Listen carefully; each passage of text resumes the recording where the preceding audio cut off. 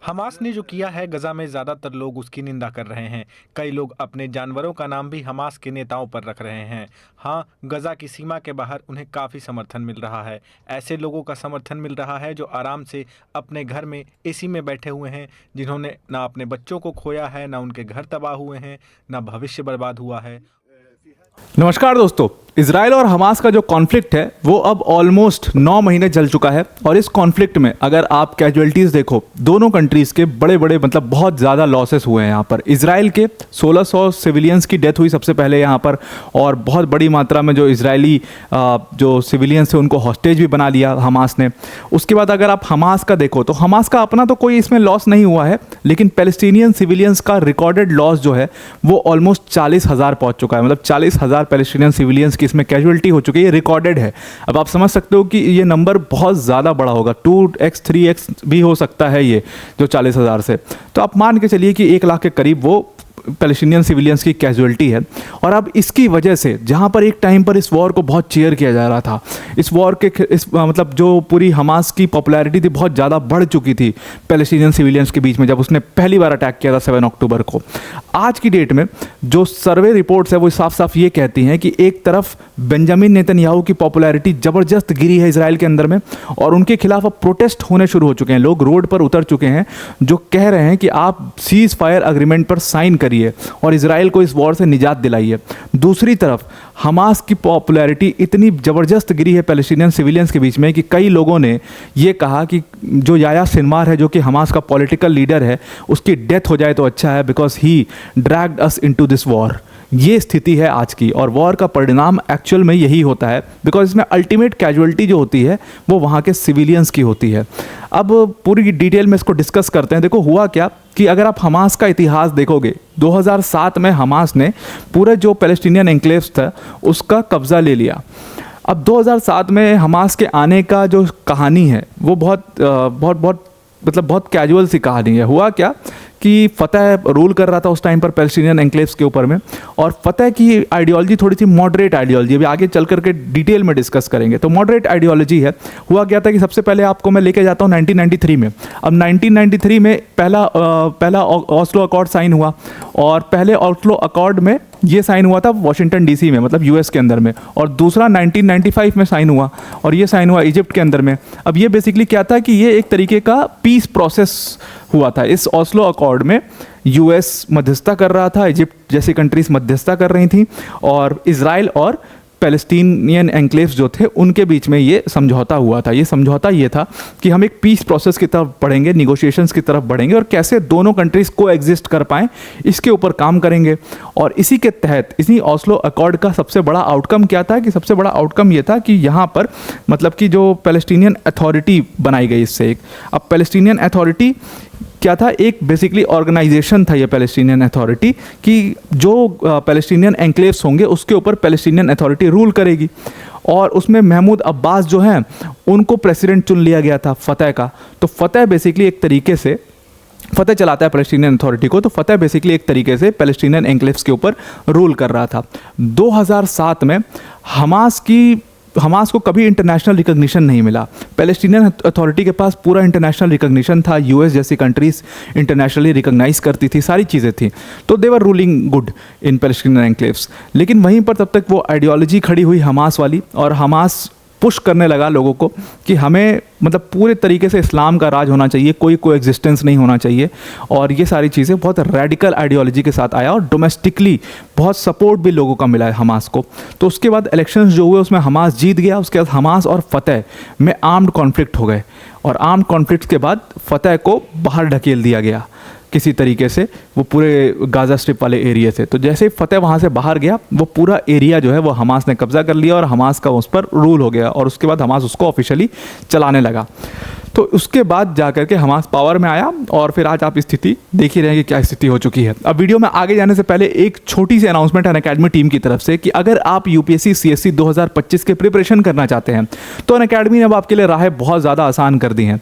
मतलब जिस UPSC CSC की प्रिपरेशन में आपके 1 लाख 1.5 लाख तक रुपए खर्च हो जाते हैं, उसकी कोर्स फीस सिर्फ और सिर्फ 24,999 कर दी अनअकैडमी ने। इसमें आपको जीएस सीसैट टेस्ट सीरीज सारा कुछ मिलेगा, 1 रुपये भी आपको बाहर खर्च नहीं करना है। सिंपली आपको क्या करना है, इस डिस्काउंटेड प्राइस पर कोर्स को अवेल करने के लिए डिस्क्रिप्शन में एक लिंक दिया, उस लिंक पर क्लिक करना है, जहां पर यूज कोड का ऑप्शन आएगा, वहां पर आप APYT10 यूज कर लेना, तो आप डिस्काउंटेड प्राइस पर ये UPSC CSC का कोर्स परचेज कर सकते हो। इसमें मृणाल सर, सुदर्शन सर, प्रतीक सर जैसी फैकल्टीज है, ज़बरदस्त कोर्स है, एक बार चेक कर लेना आप। तो अब आते हैं वापस हमास और पैलेस्टीनियन अथॉरिटी या हमास और फतह की डिफरेंसेस पर। अब इन दोनों के बीच में अगर आप डिफरेंस देखोगे तो हमास हमेशा से एक इस्लामिस्ट आइडियोलॉजी पुश करता रहा है, वहीं फतह हमेशा से एक सेकुलर आइडियोलॉजी की तरफ गया है कि सब लोग रहें इसमें, को एग्जिस्टेंस हो इसमें, इजराइल से कोई प्रॉब्लम नहीं है हमें। दूसरी तरफ अगर आप स्ट्रैटेजी देखोगे हमास की, तो वो हमेशा आर्म्ड रेजिस्टेंस को फोर्स करता रहा है, और इसीलिए आप देखो कि इसी आर्म्ड रेजिस्टेंस के तहत इन्होंने 7 अक्टूबर को अटैक कर दिया इजराइल के ऊपर, और ये सबसे पहला अटैक इन्होंने कर दिया। अगर ये अटैक नहीं करते ये 7 अक्टूबर वाला, तो शायद आज इस स्थिति में पैलेस्टीनियन एन्क्लेव्स नहीं होते। दूसरी तरफ फतह जो है, उनका हमेशा से जो आइडिया रहा है वो निगोशिएशंस का रहा है कि इजराइल के साथ हमेशा निगोशिएट करके आप अपना काम करिए। अगर आप डायरेक्ट उनके साथ अटैक में जाएंगे तो सबसे ज़्यादा लॉस आपका खुद का हो जाएगा, और ये बात हमास को समझ में नहीं आ पाई, इसीलिए इतना अनपॉपुलैरिटी हमास की हो भी रही है। उसके ऑब्जेक्टिव्स में आप देखो तो हमास जो है वो इजराइल को रिकॉग्नाइज ही नहीं करता है, वहीं दूसरी तरफ पैलेस्टीनियन वहीं दूसरी तरफ फतह है वो इजराइल को रिकॉग्नाइज करता है और वो को एग्जिस्टेंस में बिलीव करता है, जो कि बाकी बहुत सारे नेशंस करते हैं। जैसे इंडिया है, तो इंडिया क्या है, 2 स्टेट सॉल्यूशन में बिलीव करता है। 2 स्टेट सॉल्यूशन में इसलिए बिलीव करता है कि भाई इजराइल और पैलेस्टीन ये दोनों को एग्जिस्ट करें। ऐसा बिल्कुल भी नहीं कि इजराइल हो, पूरा पूरा इजराइल हो, या ऐसा बिल्कुल भी नहीं कि पूरा पैलेस्टीन हो जाए या पूरा इस्लामिस्ट रूल हो जाए वहाँ पर। सेकुलरिज्म होना चाहिए और को एग्जिस्टेंस होना चाहिए। तो बहुत सारे लोग जो बिलीव करते हैं, और इसीलिए इनको इंटरनेशनल रिकॉग्निशन भी था। तो फतह और यहाँ पर हमास की जो क्लियर जो आइडियोलॉजिकल डिफरेंसेस हैं वो आपको दिखाई दे रहे होंगे कि एक तरफ बहुत रेडिकल आइडियोलॉजी को पुश कर रहा है हमास, दूसरी तरफ फतह जो है वो हमेशा निगोशिएशंस के थ्रू माइल्ड आइडियोलॉजी रखता है। वहीं दूसरी तरफ फतह जो है वो माइल्ड आइडियोलॉजी को बिलीव करता है और को एग्जिस्टेंस में बिलीव करता है। ये सारी चीज़ें हैं वहाँ पर।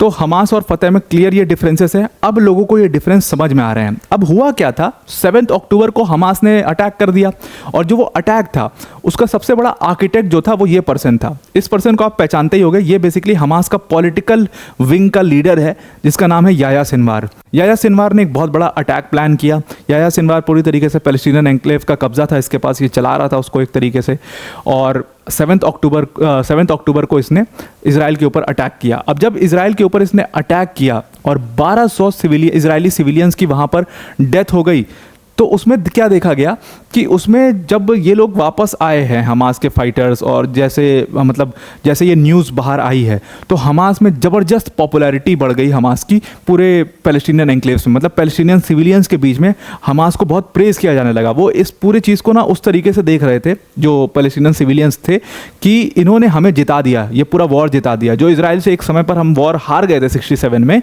ये पूरा वॉर इन्होंने हमें वापस से जिता दिया हमास ने, और हमास ने हमारा जो वो गौरव है उसको वो वापस लेकर के आए। ऐसी सारी चीज़ें हो रही थी। हालांकि जब जो पैलेस्टीनियन सिविलियन जिनको पकड़ा गया था, जो घायल लोग थे, उनको बाकायदे परेड करवाया गया था पूरे पैलेस्टीनियन एन्क्लेव्स में। और जब ये परेड हो रहा था तो लोगों को बहुत खुश देखा गया, पैलेस्टीनियन सिविलियंस को। लोग वीडियोस बना रहे थे, लोग खुशी से झूम रहे थे, लोग स्लोगनियरिंग कर रहे थे इजराइल के खिलाफ, लोग उनको बू कर रहे थे जिनको परेड करवाया जा रहा था। ये सारी चीज़ें थी। अब देखो, ये कॉन्फ्लिक्ट जो है ये 2 सियासती कॉन्फ्लिक्ट है, मतलब पॉलिटिकल कॉन्फ्लिक्ट है, बॉर्डर कॉन्फ्लिक्ट है। इसमें सिविलियंस का कोई लेना देना नहीं, ना इजरायली सिविलियंस का कोई लेना देना, ना पैलेस्टीनियन सिविलियंस का कोई लेना देना है। लेकिन पैलेस्टीनियन सिविलियंस ने जब इस तरीके से पॉपुलैरिटी दी हमास को, जब इस तरीके से बू किया, जब इजरायली जिनको पकड़ा गया था उनको परेड करवाया जा रहा था, तो यहाँ पर क्लियरली एक चीज़ दिख रही थी कि लोग पूरी तरीके से हमास को सपोर्ट करते हैं, और ऐसा लग रहा था कि जो पूरा पैलेस्टीनियन सपोर्ट है हमास को, अब इससे ये होगा कि इजराइल बहुत बैकफुट पे चला जाएगा। लेकिन हुआ क्या, फाइनली हुआ ये कि इजराइल ने ऐसा ऑफेंसिव लिया कि ऑलमोस्ट 40,000 रिकॉर्डेड कैजुअलिटीज़ हो गई पैलेस्टीनियन सिविलियंस की। और जैसे ही ये कैजुअलिटी, ये इतना बड़ा वॉर उनके ऊपर आके गिरा, लोगों को 9 महीने के अंदर में समझ में आ गया कि हमास ने जो किया वो सिर्फ अपने फ़ायदे के लिए किया, पैलेस्टीनियन सिविलियंस के लिए कुछ भी नहीं किया। अब जो सर्वे कराया गया है वहाँ पर, ये सारी चीज़ें, इसके सारे वीडियोस आए थे हमारे सामने, जहाँ पर पैलेस्टीनियन सिविलियंस बहुत खुश थे, बहुत अच्छी सारी चीज़ें चल रही थी। अब जो सर्वे कराया गया, और ये West Bank West Bank based organisation ही है जिसने सर्वे किया है, ऐसा भी नहीं कोई बाहर के ऑर्गेनाइजेशन ने सर्वे किया है।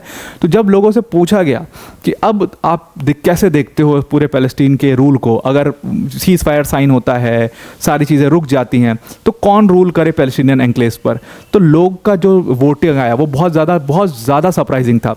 मतलब ऑलमोस्ट 60% गाजन्स ने ये वोट किया कि याह्या सिनवार जो है इसको गद्दी से हटा देना चाहिए, क्योंकि ये वो पर्सन है जिसने हमें वॉर में ढकेल दिया और जिसकी वजह से आज हमारा ये हाल है। इस पूरे ऑर्गेनाइजेशन हमास एक टेररिस्ट ऑर्गेनाइजेशन है, लोगों ने माना है, पैलेस्टीनियन सिविलियंस ने ये बातें कही हैं कि एक मिलिटेंट ऑर्गेनाइजेशन है और ये मिलिटेंट ऑर्गेनाइजेशन जो है वो पूरी तरीके से हमारे खिलाफ काम कर रहा है, इसने हमें इस वॉर में ढकेल दिया। अगर ये मिलिटेंट ऑर्गेनाइजेशन ना होता, फतह होता, तो आज हम बहुत सुरक्षित होते। और इसीलिए आप देखो कि जब पूछा गया कि भाई कौन रूल करे आपके हिसाब से पैलेस्टीनियन एन्क्लेव्स के ऊपर, तो 44.6% वोट जो हैं वो पैलेस्टीनियन अथॉरिटी को दिए जा रहे हैं। क्यों पैलेस्टीनियन अथॉरिटी को इतने वोट्स मिले? बिकॉज वो निगोशिएशंस में बिलीव करता है। उसको बहुत अच्छे से पता है कि भाई इजराइल वो कंट्री है जिसने 6 दिन में बड़े बड़े सुरमाओं को धरती पर ला दिया, जिसने 6 दिन में अरब स्टेट्स को मतलब पानी दिखा दिया, मतलब अरब स्टेट्स को एक तरीके से ये हाल कर दिया था। उस इजराइल से आप पंगा ले रहे हो, तो जाहिर सी बात है कि वो इजराइल एक स्टेट है, हमास एक ऑर्गेनाइजेशन है, वो डिफरेंस आपको नज़र आएगा। वो इंटरनेशनल जो सपोर्ट है इजराइल के पास, वो जो पीछे से यूएस खड़ा है, आज भी पूरे दुनिया में यूएस के 800 बेसेस है। लोग कहते हैं यूएस बहुत कमज़ोर हो गया है और जो बाइडेन जो है उन्होंने पूरी तरीके से फेल करा दिया यूएस की पॉलिसीज़ को। 800 मिलिट्री बेसेस हैं जो डायरेक्टली आज भी यूएस के अंडर में यूएस उनको रूल करता है, और वहाँ से जो सपोर्ट है यूएस का इजराइल को वो हमेशा से कांस्टेंट रहेगा। मैं आपको समझा चुका हूँ कि वहाँ की पॉलिटिकल स्ट्रक्चर क्या है, क्यों हमेशा यूएस की एक मजबूरी है कि वो इजराइल को सपोर्ट करेंगे। और इजराइल की बात करें तो भले ही बेंजामिन नेतन्याहू की पॉपुलैरिटी गिर गई हो, लेकिन बेंजामिन नेतन्याहू के बाद अब बेनी गांज आएंगे वहाँ पर, और बेनी गांज भी हैं, वो भी बहुत ज़बरदस्त, मतलब वो भी रेडिकल लीडर हैं, ज़बरदस्त रेडिकल कह लो आप, या उनको बहुत बड़ा ऑफेंसिव, बहुत हार्ड लाइन रूलर कह लो उनको। तो वो भी अगर प्राइम मिनिस्टर बनते हैं वहाँ पर तो ज़बरदस्त तरीके से वो भी रूल करेंगे। बल्कि बेंजामिन नेतन्याहू से 2 कदम आगे हैं वो, तब तो हमास के लिए मुश्किलें और ज़्यादा बढ़ जाएंगी और इनका मतलब वहाँ पर को एग्जिस्ट करना भी मुश्किल हो जाएगा बेनी गांज के लिए। तो ये सारी मुसीबतें इन्होंने अपने सर पर खुद ही ले ली हैं, और इसीलिए आप लोगों को कहते नज़र आओगे। फाइनेंशियल टाइम्स वहाँ पर गया था, लोगों का इंटरव्यू ले रहा था, वहाँ पर लोगों ने कहा कि हम तो भगवान से अब यही दुआ कर रहे हैं कि किसी भी तरीके से इस याह्या सिनवार की डेथ हो जाए, और ये याह्या सिनवार की डेथ के बाद ही जा कर के यहाँ पर शांति आ पाएगी। तो ये याह्या सिनवार मरेगा, हमास ख़त्म होगा, तभी जा कर के यहाँ पर शांति आएगी यहाँ पर। ऊपर से लोगों ने, जो बीबीसी ने इंटरव्यू लिया, उसमें लोगों ने साफ कहा कि ये हमास का अपना लड़ाई था और हमास ने इसमें हमें भी ढकेल दिया और हमारे बच्चों की जान चली गई, कितने लोगों के पेरेंट्स ख़त्म हो गए, बिल्डिंग्स डिस्ट्रक्ट हो गई, सब कुछ कंप्लीट डिस्ट्रक्शन हो चुका है आज की डेट में गाज़ा स्ट्रिप के अंदर में। और उसका सीधा देन कौन है? उसका सीधा देन जो है वो हमास है, क्योंकि जो अल्टीमेट नुकसान हुआ वो पैलेस्टीनियन सिविलियंस का हुआ, हमास का इसमें कोई नुकसान नहीं हुआ। हमास की भाई अपनी लीडरशिप कतर में बैठ करके एंजॉय कर रही है, और यहाँ पर पैलेस्टीनियन सिविलियंस जो हैं वो बेचारे रोज़, अभी कल एयर स्ट्राइक हुई जिसमें 16 पैलेस्टीनियन सिविलियंस की डेथ हुई। तो आप समझ सकते हो किस तरीके की स्थिति से वो सिविलियंस गुजर रहे होंगे। तो आई होप आपको ये पूरा आर्टिकल समझ में आ गया होगा, हमास की अनपॉपुलैरिटी समझ में आ गई होगी। अब वीडियो को एंड करने से पहले अनअकैडमी टीम की तरफ से एक और छोटी सी अनाउंसमेंट है।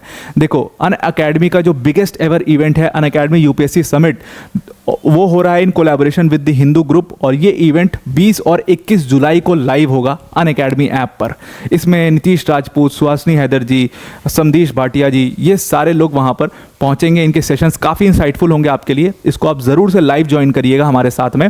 और डिस्क्रिप्शन में इसकी हमने लिंक दी है, उस लिंक पर जाकर के नोटिफाई मी पर जरूर क्लिक कर देना, तो जब ये सेशन स्टार्ट होगा आपको इसकी नोटिफिकेशन मिल जाएगी। तो आई होप आपको ये पूरा आर्टिकल हमास की अनपॉपुलैरिटी, बेंजामिन नेतन्याहू की अनपॉपुलैरिटी समझ में आ गई होगी।